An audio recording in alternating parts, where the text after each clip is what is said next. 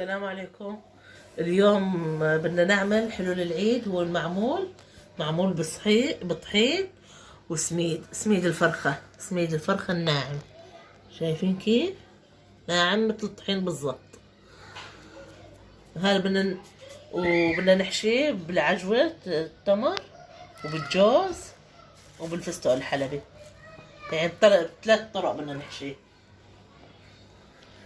واليدام لإله بدنا سمنة من هاي النوعية أو أي نوعية متواجدة عندكم. والمقادير عبارة عن 7 كاسات طحين الفرخة، وبجنبه 7 كاسات طحين الزيرو هذا الأبيض.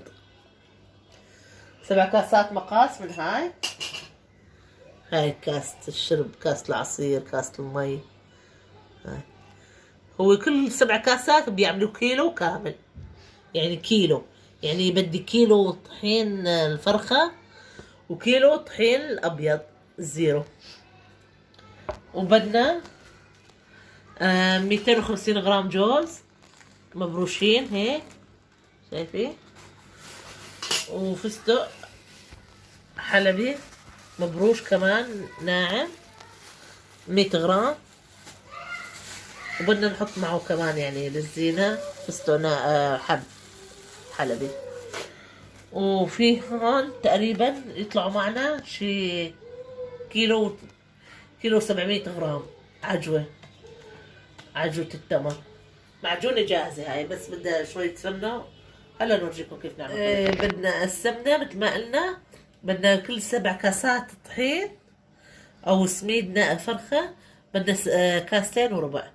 ونحن عندنا عيار دبل، يعني كيلو بكيلو، كيلو طحين وكيلو سميد. يعني بدنا هيك 4 كاسات ونص سمنة تكون بحرارة الغرفة، ما محمية على النار، لا بدنا اياها بحرارة. هلا بدنا نخلط الطحين مع بعضه، الطحين الابيض مع سميد. اكيد نحن داخلينه قبل بوقت مجهزينه.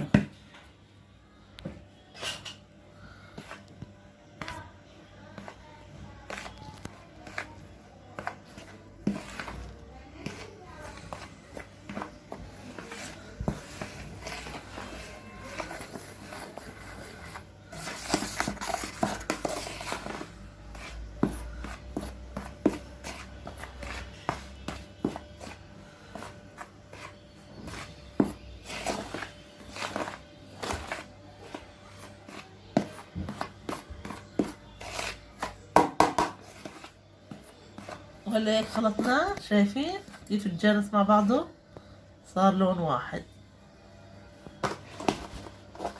هلا بدنا نحط السمنة، نحط عيار السمنة مثل ما حكينا. بدنا للعيار هذا كيلوين، كيلو سميد وكيلو طحين، بدنا 4 كاسات ونص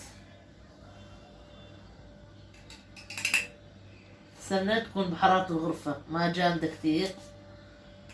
وهذا أول كاس، شايفين معباه على الآخر. نفرغه هون. بسم الله الرحمن الرحيم. بسم الله. نضل هيك حتى نحط 4 كاسات ونص من علبة السمنة. وهلا هيك راح نخلص حط السمنة. هذا بقى على نص الكاس، شايفين؟ هذا آخر شيء. هيك تصير حطينا 4 كاسات ونص سمنة.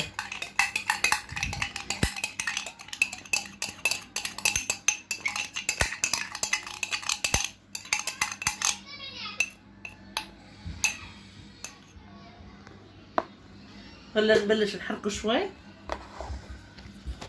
ومثل ما بتعرفوا يعني اكيد كل الناس بتعرف انه عجينة المعمول ما بتحتاج عجن، بدها بس هيك بس بث الواحد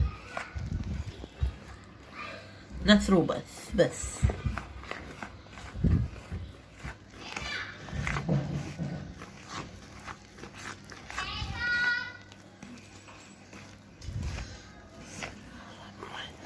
ريحة السمنة حلوة كتير، يعني هي هاي مخصصة للحلويات.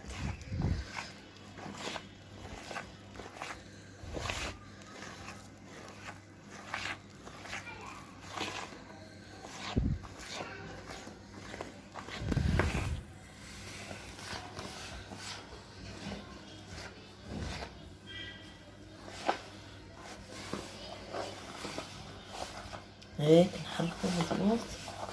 هلا هيك حركناها بالمعلقة مظبوط. هلا بدنا نبلش بالبث. هيك فرك نفركه عشان نتأكد انه كل الطحين صار معه معجون بالسمنة، يعني تشرب بالسمنة. هيك نثر وبس.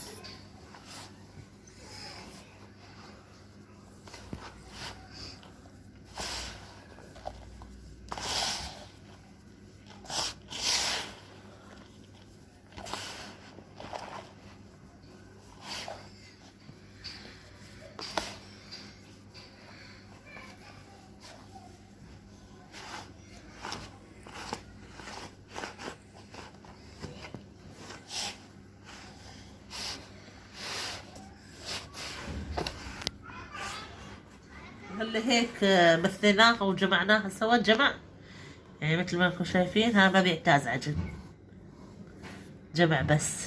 شايفين كيف عم تذوب السمنة فيه.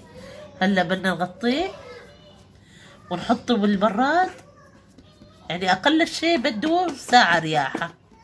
هو كل ما ارتاح كل ما كان احسن. يعني في ناس تخليه يوم يومين ثلاثة عادي، يعني مادام ما معه بيض ما بيأثر عليه. نغطيه هيك عشان ما بتنشف الوش.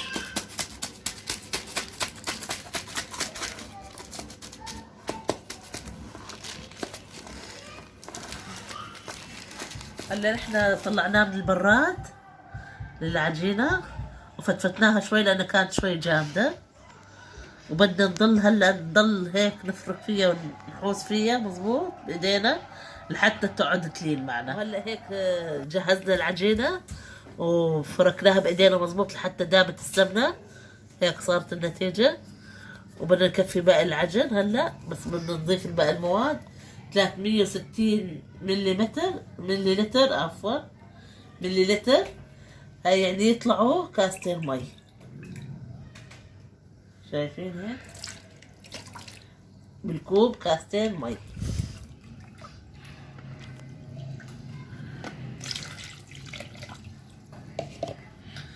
بدنا نضيف له السكر. بدنا نحط كاستين سكر. السكر حسب الرغبة، في ناس تحبه ما حلو، في ناس تحبه حلو. هذا نحن نحط كاستين يطلع حلو منيح. بدنا نحط له معلقة معلقة صغيرة، يعني ظرف خميرة فورية. هاي معلش يعني ما بتأثر، ما تخاف انه تروح طبعة الرسم عادي.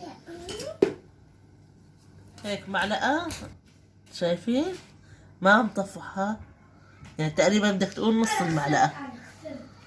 نضيفها هاي خميرة.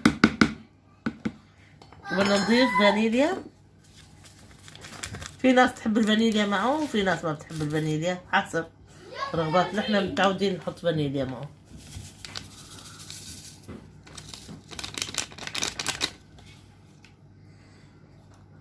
وبدي اضيف شوية ماء ورد.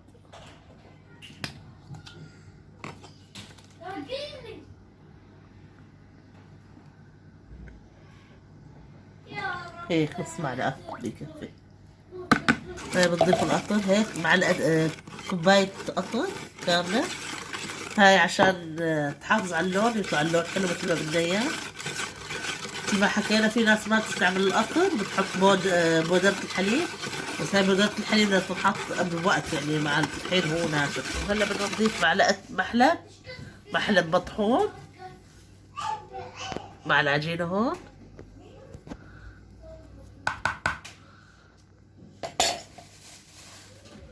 ونضيف السوائل.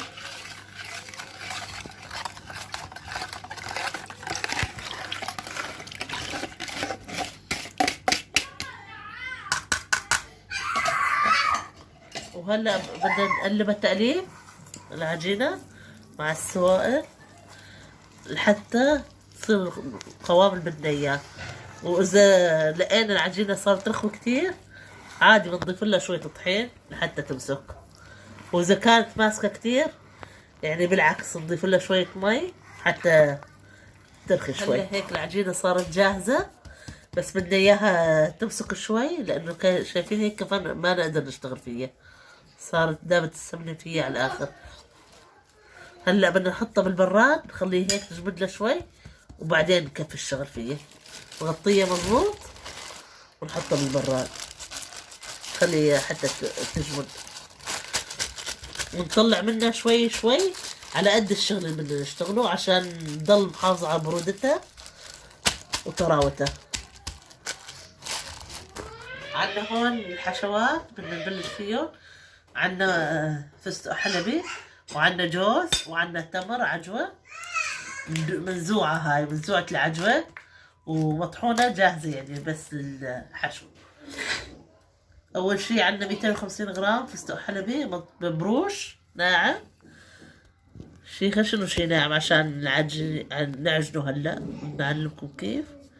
والجوز كمان نفس الشي 250 نفس الشي، كمان شي ناعم شي خشن عشان نعجنه. هلا هيك الجوز بدنا نضيف له معلقة ماء ورد عشان هيك تعطيه نكهة حلوة وريحة. ونضيف له كمان معلقتين قطر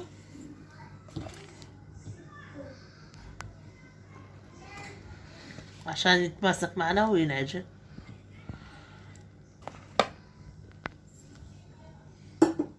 نضيف له سكر بودرة عشان يتماسك عشان ينعجن بالسكر البودرة. لا محتاجين نحنا معلقة لا نشوفها حسب بتاخد معنا عجينته.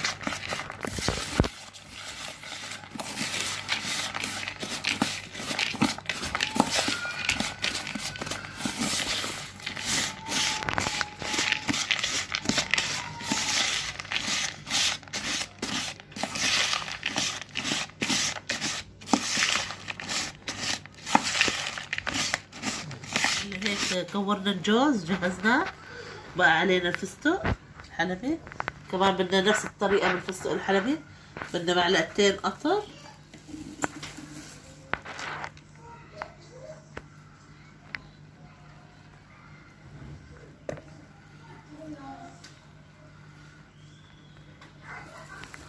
ومعلقة ماء زهر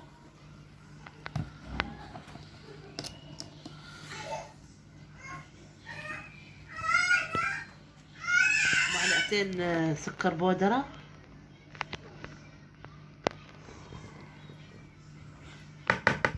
نبلش بعجنه كمان نفس طريقة الجوز. هلا هيك جهزنا العجوة الحشوة الجوز وحشوة الفستق الحلبي، وبدنا نجهز العجوة. العجوة بدها معلقة سمنة وبدنا نحط لها كمان جوز بيعطيها نكهة طيبة يعني ندخل مع العجوة جوز. وبدنا نص كاس قطر، وبدنا آخر شي نستعمل معلقة زيت عملي عشان يحافظ على اللمعة. معلقة ماء زهر معلقة كبيرة. هلا هيك جهزنا العجوة مع الجوز حطيناها، وبدنا نجهزها كرات هيك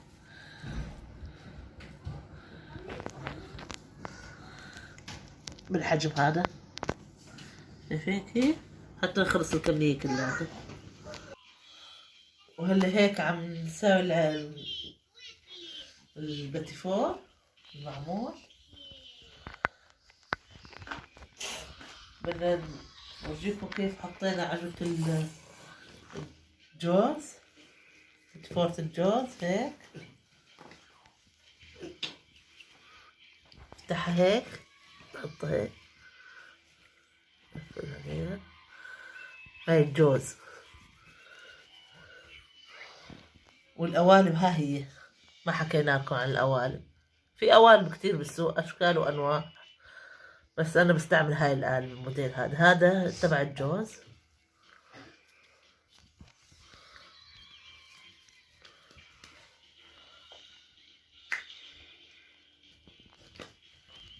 هاي صورة الجوز. هلا نورجيكم الفستق الحلبي كمان نفس الطريقة.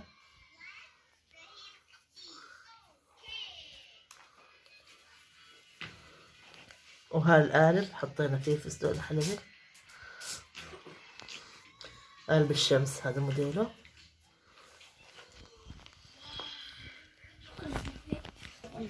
وهلا هيك القالب صار، نحطه هون ما ضل مطرح الفوري الثاني. وبالقعنا نورجيكم كيف نحط قالب العجوة هيك.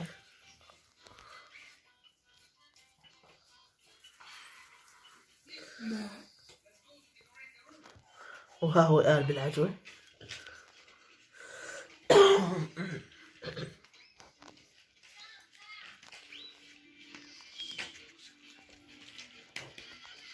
وهيك طلع. يعني هذا الموديل سهل كتير الاستعمال. نحطه هون. وهلا هيك خلصنا، وهاي نتيجة المعمول. ان شاء الله انه هيك بيعجبكم. وهاي شوفوا كيف ناجح المعمول معانا 100%. ما شاء الله شايفين كيف الرسمة ظلت محافظة على شكلها النقشة. شايفين هذا معمول التمر، وهذا معمول الجوز. شايفين كيف حطينا له كمان سكر بودرة. شايفين. وهذا معمول الفستق الحلبي. شايفين ان شاء الله شي بشهي. نورجيكم كيف نقطع.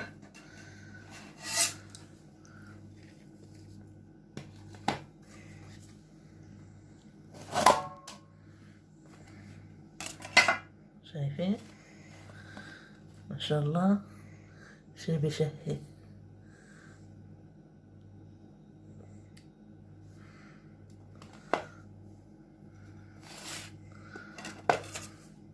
ونجيكم الجوز.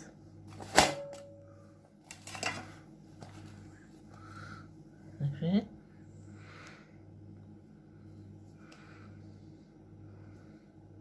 ناجح معانا 100%. أكيد اللي اتبع الوصفة بالضبط كل نقطة بنقطتها بينجح مع المعمول 100%. خلينا نورجيكم الفستق الحلبي.